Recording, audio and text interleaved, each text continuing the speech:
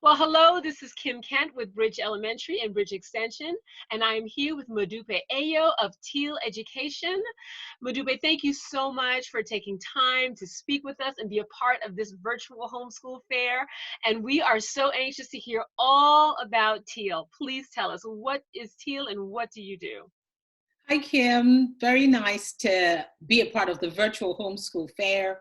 Glad that you guys took it online and didn't, wait for things to come back to normal, because who knows when normal, who knows when normal is going to happen. Right. So I'm excited to be a part of this and just delighted to be able to share a bit of what TEAL does. So TEAL is an acronym. It stands for Teach, Empower, Advocate, Learn. And the way that we envisioned it is like a circle. You start from teaching, and that leads to you empowering the students because they now have what they need, and they can then proceed to advocate for themselves. Because what you're always trying to do is build that learner that's conscious, build a conscious learner, the child or student or person who understands the way that they learn. If they need more, you're helping them understand that. If they need less, you're helping them understand. If they need to do it a different way, you also want them to understand that. So that advocacy then leads them to the place where they've learned all those things, and now they're that sort of learner that they're supposed to be. Whatever their learning is, they're now there. And the hope is that when they've learned all the different things, now they can go back and pass it on. And then they can teach someone else. Because if you can teach someone else, it means that you've mastered whatever. Absolutely. Started off with that. You started off struggling with. And so that sort of then leads us to, why do we want to do things that way? Because it's that understanding that we all learn differently. I'm a different kind of learner. You're a different kind of learner. There's all the research about the different learning styles. But then, just in normal everyday life, you've got the very strong advanced sort of students. You've got the students who are more creative. So you've got your advanced learner, your creative learner, you've got your struggling learner, and that's the reality.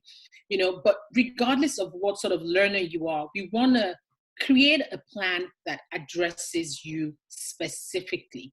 So we're just more intentional about how we work with our students. We want to make sure that whatever it is that you come to us with, we have a tool that matches what your child needs. Awesome. There's that understanding that we don't come the same. Right. We're different. So how do we help you?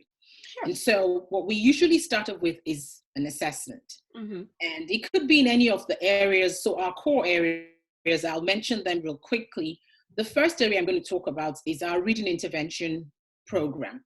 So, what's a reading intervention? Well, it comes in very handy when you have a student who's probably not reading, sometimes not reading at grade level. Okay. Sometimes just struggling generally in all areas at school. Sometimes that student might be an English language learner. Sometimes that student is doing well, but the parent feels like something is missing. Right? Sometimes the kid may be a good reader, but a horrible speller. So there are many ways that this shows up. Or the kid hates writing, right? Kids like, I can't stand reading, and so all of those things we've learned over the years are sort of a signal or cry for help. So when you see those things, what's going on? Some of these students are very smart, and they can kind of mask their struggle because God's given us a brain that's able to adapt, adjust. And so a child would read a passage, read it badly, but understand what they've read. But that's because they figured out from context clues, they're making things up, they're trying all kinds of strategies that are eventually going to sort of peter out because it's not going to work anymore. Because as schoolwork, or as you go ahead in grade level, your work gets harder.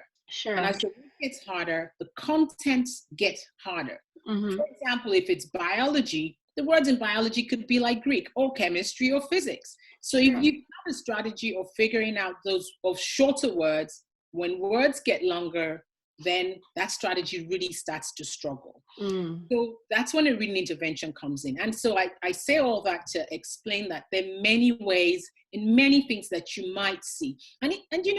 Now schools are starting to do a testing even in kindergarten. Before we all kind of waited, and sort of waited for things to improve and things to get better, because they are learning to read in kindergarten. That in kindergarten, that's when you start learning to read. But what you find is that you can actually identify even at the kindergarten age a student who is going to have struggles with reading. And reading goes across board, because you're going to have to read, even in math, you're going to have to read in every subject. And absolutely, what we found is, I had a student once come to me and say, look, Ms. Ayo, I got an A. And that's because I can now read. I couldn't understand those problems before because I didn't know what the question was asking me to do. And what we do in that sort of instance is then we use a reading intervention program. And we have a couple, but the one that I will say that we always use, and that's the one that all of our tutors are trained in, is called SpellRead. And just generally, it's helpful for parents to know that if your child has a reading struggle, what you want to use to remediate is not tutoring. Tutoring does not go deep enough to help a student change the brain process. Wow. Yes. So what you find is that there are certain programs, there are quite a number of programs out there. Orton Gillingham is sort of like the grandfather. That's the philosophy behind most programs that help with reading remediation. And so got training in that. There's Linda Moodbell that has the visualize, verbalize, and there are other programs as well within that. But we use SpellRead. That's the program that we use at TEAL. And it's proven to be extremely effective. And what you find is when students start it, by the time they're done with the program, and that's the thing about an intervention, is that it has a start date and it has an end date. Because the goal always is to give the students, rather help the student's brain to decode fluently and to become automatic at decoding the processes and all the other things that go on in the brain to support reading. Because once you have that automaticity, then the student can basically do life by themselves. Right? Sometimes that student won't need tutoring anymore. Some students will, and it's all because we have this spectrum. Some are mild, some are medium, some are difficult. But if you practice, because what this does is that really it changes the way the brain works, because it creates those neurons and activates areas of the brain that just weren't being used previously. It's like a workout. And by the time you're done, you hear kids say, I want to read, it's my turn to read. And you're thinking, wait, what, you want to read? Wow. It's very exciting. Yes. And it's just almost as though you get a present every time that child crosses that cusp. When you start to access reading and all of a sudden they're doing things that they couldn't do before. They're reading those multisyllabic words, they're breaking things down, and you're thinking, oh my goodness, how did this happen? When did this happen? But that's what happens. And that's what reading remediation is. And so that's one of the things that we do. Then another thing that we do is we also do test prep. So of course, who are testing into high school, who are testing into college, and we support that as well with a workshop. We did a workshop sometime last year. It was called the College GPS. So it's basically helping students to understand that the process, if you're interested in going to college, the process starts in middle school. It's that awareness of what do I need to know? How do I go about doing this? What are the steps I should be taking? Because your first year of high school is just as important as your last year of high school. And a lot of us don't know that. A lot of children don't know that. A lot of parents don't know that. So those workshops are never really just for the students alone. We invite the parents as well. And then I guess we're big on just educating and empowering our community. So we want to do workshops and collaborate with parents as well.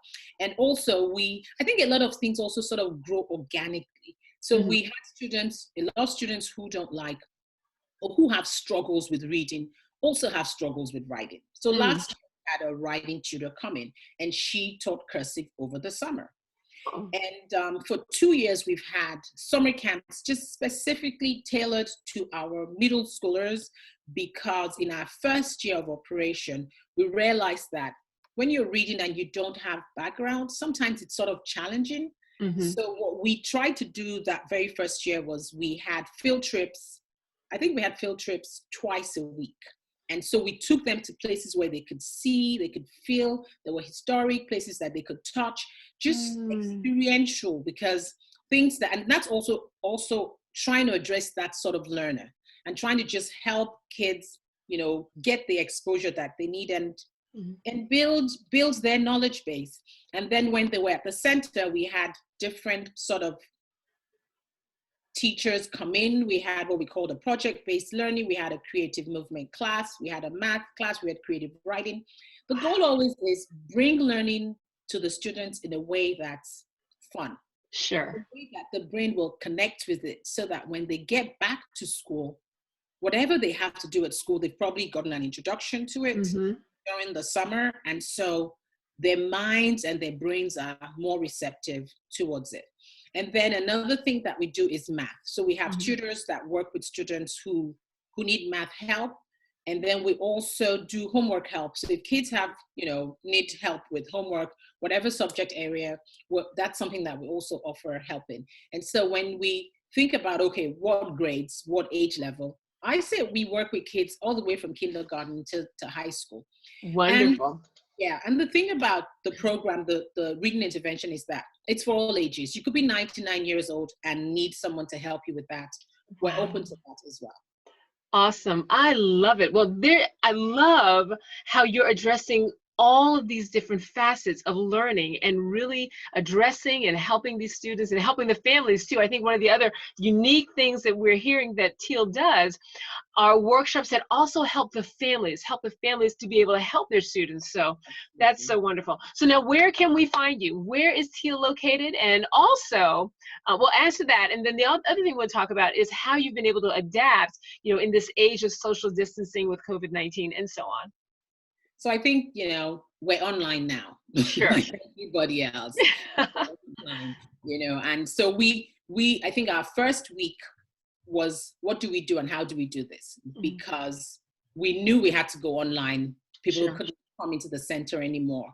And so we had to get what we call document cameras, because the kind of work that we do, especially if you're in a reading intervention class, your kids need to be able to see what you have on your table. Sure. We needed to be able to show them not just on the screen, but also down here, because there are lots of card games that we play. And we also adapted by going online using Quizlet, using vocabulary.com, and creating replicas of the games that we play online, so that during the class, we could do those sort of activities as well. And to answer where could we be found, we're in Crofton. Yes, we're in Crofton. We're at 2139 Defense Highway, Suite 5.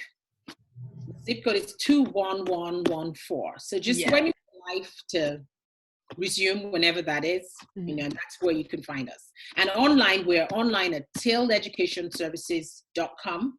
We have a website. And we do have an Instagram page that we're working on. And on social media on Instagram, and we're online at the TEALEducationservices.com. Yes, and we'll have links for all of that right below. If you click right below this video, you'll be able to see all of those links and be able to connect with TEAL Education.